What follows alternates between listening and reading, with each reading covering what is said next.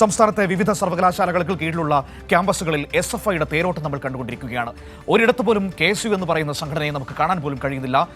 KSU പിറന്ന മണ്ണായ ആലപ്പുഴയിൽ പോലും അവരെ തൂത്തെറിയുന്ന SFIയുടെ തേരോട്ടം നമ്മൾ കണ്ടു. ഇതിന്റെ ആഘാതം KSUവിനെ വല്ലാതെ ബാധിച്ചിരിക്കുന്നു എന്നതാണ് ഏറ്റവും പ്രധാനപ്പെട്ട പ്രശ്നം.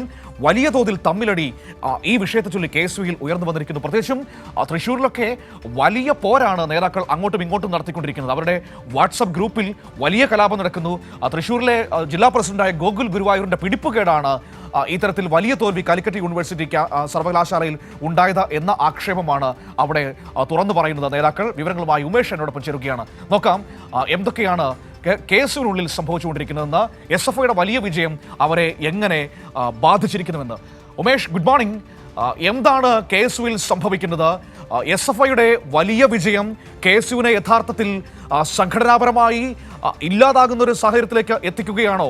അവരുടെ വാട്സപ്പ് ഗ്രൂപ്പുകളിലടക്കം നേതാക്കൾ പരസ്പരം ചേരിതിരിഞ്ഞ് ഏറ്റുമുട്ടുകയാണോ?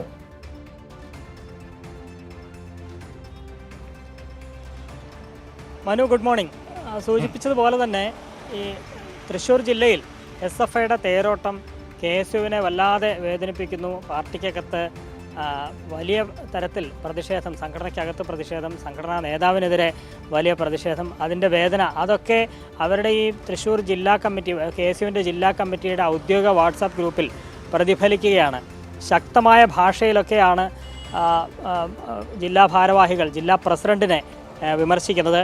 പലരും ട്രോളിയിട്ടുണ്ട്. വളരെ രസകരമായ രീതിയിൽ ട്രോളുകളുണ്ട്. അതിൽ അവർ തന്നെ ഇതിലെ കൃത്യമായ വിവരങ്ങൾ KSU തന്നെയാണ് പങ്കുവച്ചിരിക്കുന്നത്. അതായത് ഇതിൻ്റെ കണക്ക്, ജില്ലയിൽ ഏതൊക്കെ തരത്തിലാണ് KSUവിന് വലിയ പരാജയം സംഭവിച്ചത്, അതിൻ്റെ കൃത്യമായ കണക്ക് സഹിതം ഒക്കെയാണ് ഈ ഗ്രൂപ്പിൽ ചർച്ച ചെയ്യപ്പെടുന്നത്. തൃശ്ശൂർ ജില്ലയിൽ 33 കോളേജുകളിലേക്കാണ് ഈ തെരഞ്ഞെടുപ്പ്. കാലിക്കറ്റ് സർവകലാശാല യൂണിയൻ തെരഞ്ഞെടുപ്പിൻ്റെ ഭാഗമായി 33 കോളേജുകളിലാണ് തെരഞ്ഞെടുപ്പുണ്ടായത്. അതിൽ 31ലും SFI ആണ് ജയിച്ചത്. അതായത് KSU 2 കോളേജുകളിൽ മാത്രം KSU ഒതുങ്ങി.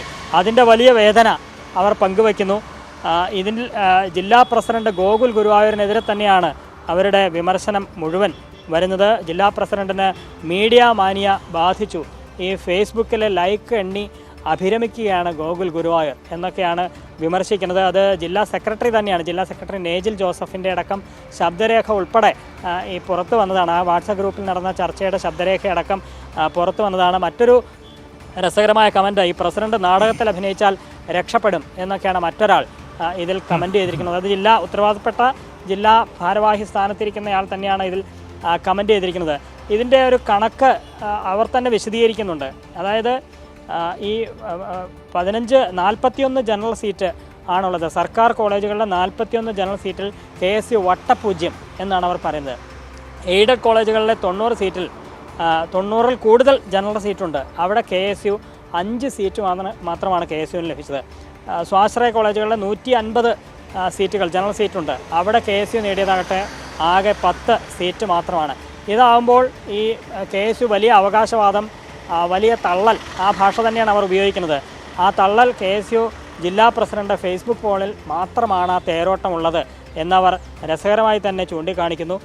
തൃശ്ശൂർ ജില്ലയിലെ ഉമ്മൻചാണ്ടി സർക്കാർ സ്ഥാപിച്ച 2 കോളേജുകളിൽ KSU സംപൂജ്യരാണ് എന്ന് പറയുന്നു. അത് എങ്ങനെയൊക്കെയാണ് എന്നുള്ളത് പറയുന്നുണ്ട്. നേരത്തെ ഞാൻ സൂചിപ്പിച്ചതുപോലെ ഈ 41 ജനറൽ സീറ്റിൽ വട്ടപൂജ്യമായത് എങ്ങനെ എന്നൊക്കെ അവർ തന്നെ വിശദീകരിക്കുന്നുണ്ട്. ഇതിൽ ഈ ജില്ലാ സെക്രട്ടറി നേജിൽ ജോസഫ് തന്നെ പറയുന്നത്, ഇങ്ങനെ വലിയ അവകാശവാദങ്ങൾ, അതായത് ഫേസ്ബുക്കിൽ എഴുതിയിട്ടതുകൊണ്ട് കാര്യമില്ല, കോളേജിൽ ഇറങ്ങി പ്രവർത്തിക്കണം. ഈ ജില്ലാ പ്രസിഡന്റ് എത്താത്ത നിരവധി കോളേജുകൾ തൃശ്ശൂർ ജില്ലയിലുണ്ട്. പല അവിടുത്തെ യൂണിറ്റുകളിൽ നിന്ന് പലരും SFI KSU ഭാരവാഹികൾ പലരും വിളിച്ച് പറയുന്നുണ്ട്, ജില്ലാ പ്രസിഡന്റ് എവിടെയാണ്, അവർക്ക് വേണ്ട സൗകര്യങ്ങൾ, അതായത് ഈ പ്രചരണത്തിന് വേണ്ട മിനിമം കാര്യങ്ങളെങ്കിലും ചെയ്തു തരണം എന്നൊക്കെ ആവശ്യപ്പെട്ടുകൊണ്ട് പലതവണ ബന്ധപ്പെട്ടതാണ്. പക്ഷേ ജില്ലാ പ്രസിഡന്റ് ആ വഴിക്ക് തിരിഞ്ഞു നോക്കിയില്ല. പല കോളേജുകളിലും നാമനിർദ്ദേശ പത്രിക സമർപ്പിക്കാൻ പോലും ആളുണ്ടായിരുന്നില്ല എന്ന വലിയ രൂക്ഷമായ വിമർശനമുണ്ട്.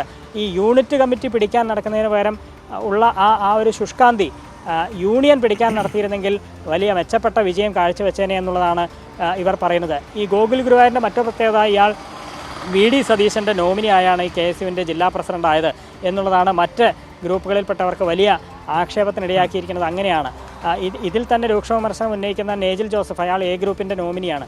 അപ്പോൾ ഈ ഗ്രൂപ്പ് പോര് ഈ KSUവിനകത്തും രൂക്ഷമായിരിക്കുന്നു. അങ്ങനെ ഗ്രൂപ്പ് കളിച്ച് നടന്നാൽ KSU ജില്ലയിൽ വട്ടപൂജ്യമാകും എന്ന കൃത്യമായ മുന്നറിയിപ്പ് ഈ വാട്സാപ്പ് ചർച്ചകളിലൊക്കെ അവർ ഉയർത്തിക്കൊണ്ടുവരികയാണ്. ഈ വിഷയം കോൺഗ്രസിൻ്റെ DCCയുടെ മുന്നിലും എത്തിയിട്ടുണ്ട്. അത്തരത്തിലുള്ളൊരു അന്വേഷണം കോൺഗ്രസിൻ്റെ ജില്ലാ നേതൃത്വവും ആരംഭിച്ചു കഴിഞ്ഞിട്ടുണ്ട് എന്നാണ് മനസ്സിലാക്കുന്നത്. മനു.